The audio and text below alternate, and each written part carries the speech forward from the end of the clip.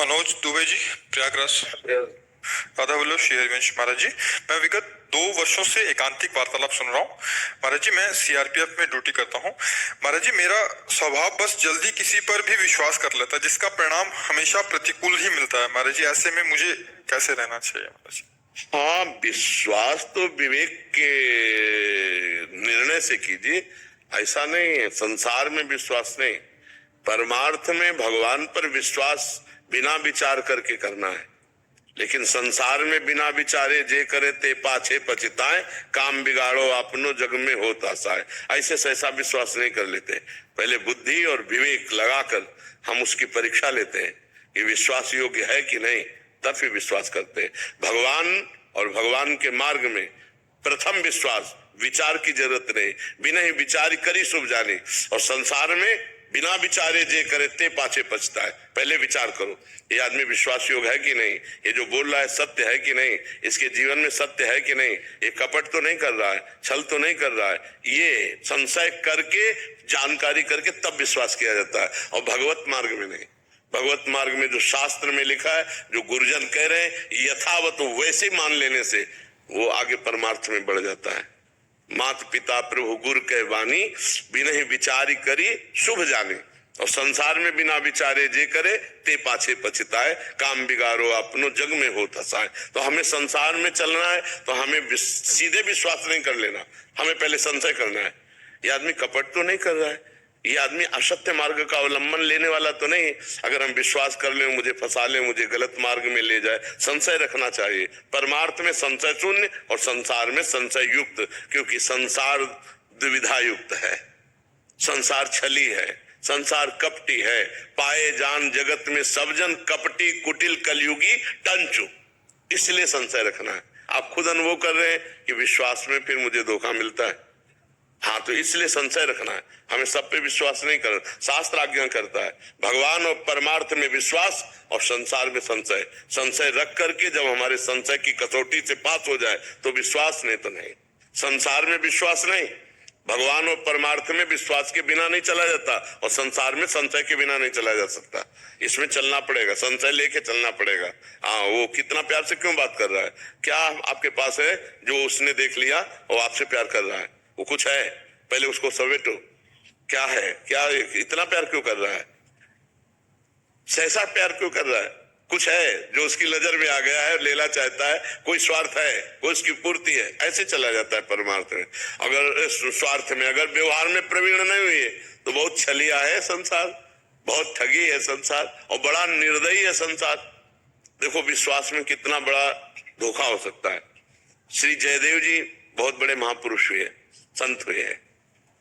उनको एक भगत ने बुलाया, तो उस समय स्वर्ण की असरफियां चलती थी, तो कई स्वर्ण की, उन्होंने कहा हमें जरूरत नहीं, उन्होंने ले लो महाराज।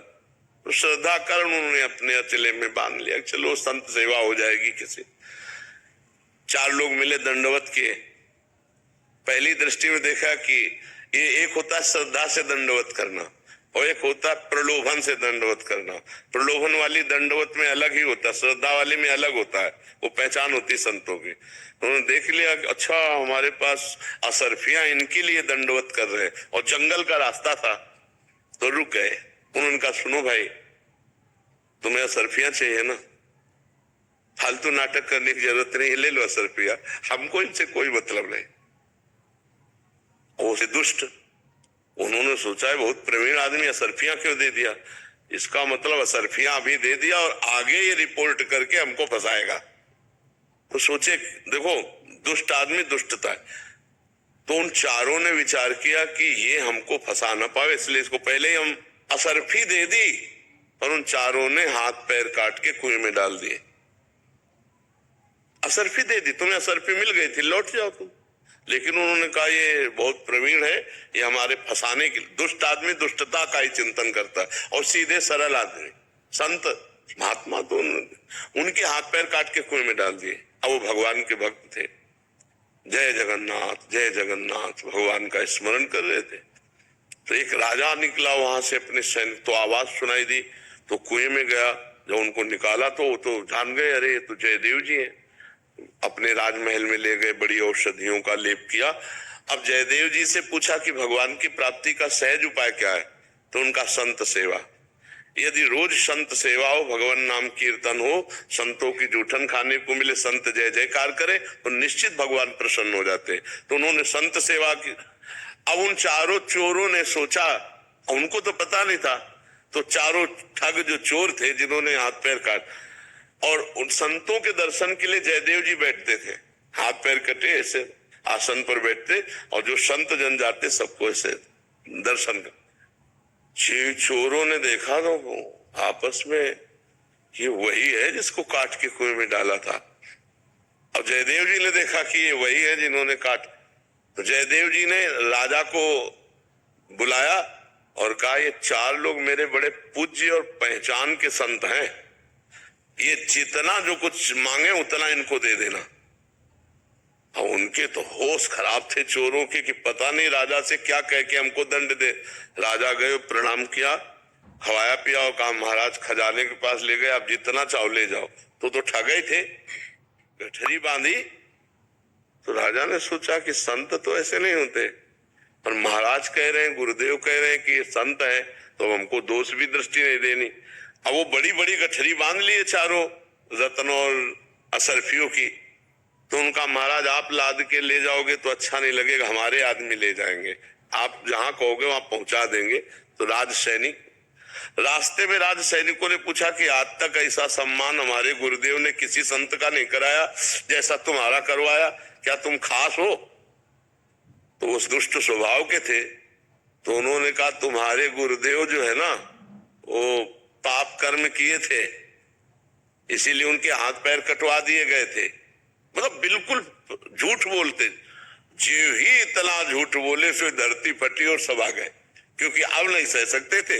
इस इतना दंड देने के योग्य अपराधी को भी सम्मान दिलाया हाथ पैर कटने के बाद भी, और फिर वो उनके प्रति दोष दर्शन उनका। तो जो दुष्ट होते हैं वो आखिरी श्वास तक दुष्टता करते हैं, उन पर विश्वास नहीं करना चाहिए। जैसे जयदेव जी के साथ हुआ ना, ऐसे ही कोई भी हो, अगर दुष्टों के साथ विश्वास किया जाए तो विश्वासघात ही करेंगे, वो आपकी हानि ही करेंगे। इसलिए संशय करना चाहिए।